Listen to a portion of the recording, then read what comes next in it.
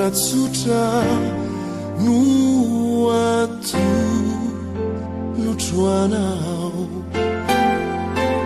tsotra satria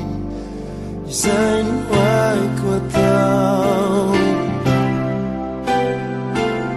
hira kely no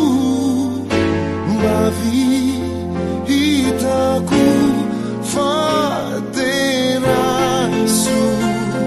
favokatriny fo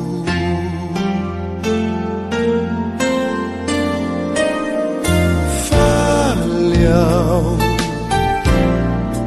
raha sitrakao ny tsy anda fa iaino azy aminao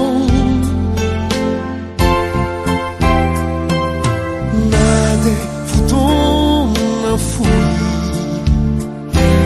no azonao afohy satriko azamo raha mba isika roa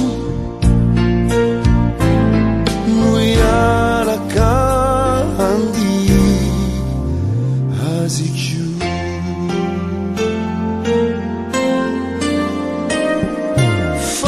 faliao raha sitrakao